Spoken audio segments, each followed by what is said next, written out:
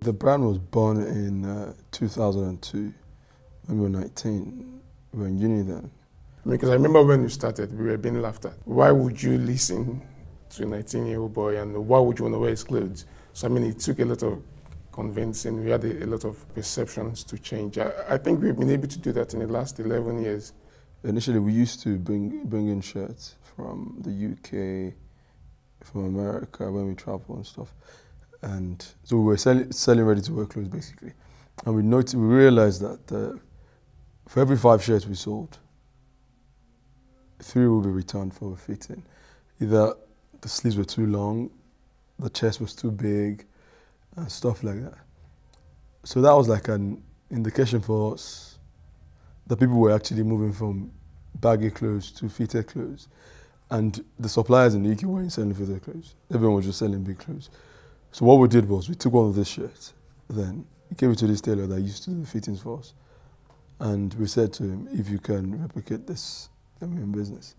And since then, I mean, he made this shirt. It was spot on. It was even better than the Thomas Pink, TM Lewin, and then, I mean, it was better than that. So, and since then, it's been fantastic. So before we knew, we started making our own shirts. And our customers then actually preferred our own shirts to the shirts that we're bringing. The Nigerian fashion industry has evolved over time, which is quite impressive.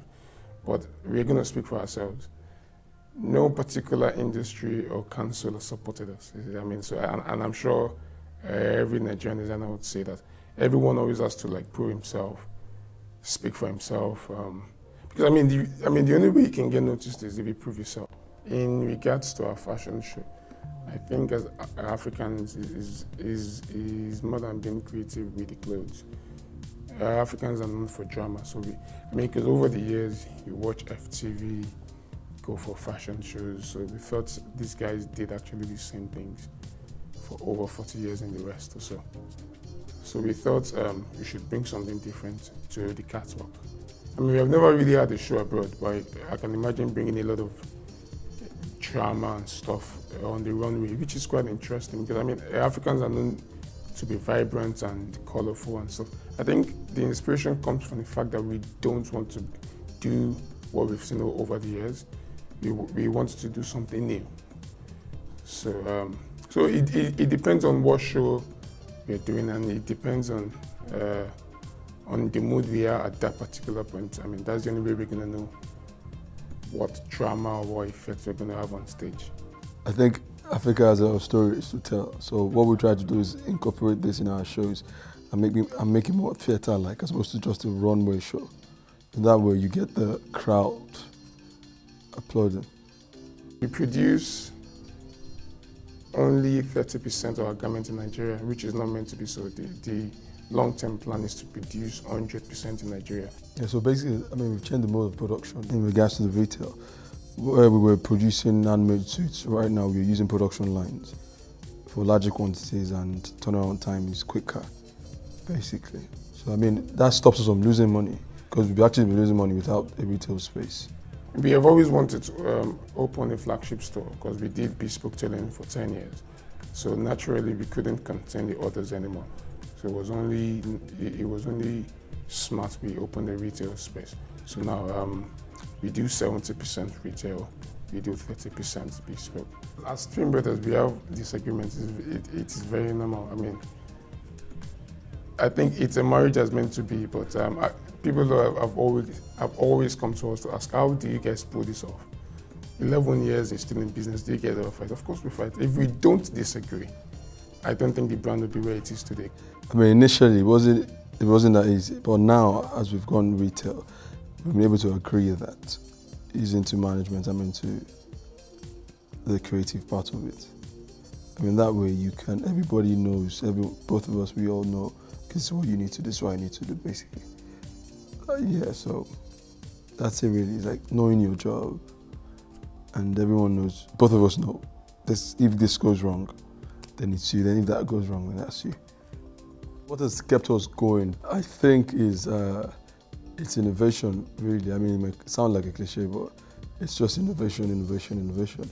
always coming up with new things at every point in time. If you look around the store, then you can tell that everything there is novel, is fresh. So I think really that's it. We're even consistent with our designs, our business acumen and stuff. So I think those are the little qualities that people don't see, but it has kept us going over the years. For Nakunara suits, you choose the cloth. When you get the cloth sorted, then you draft a pattern.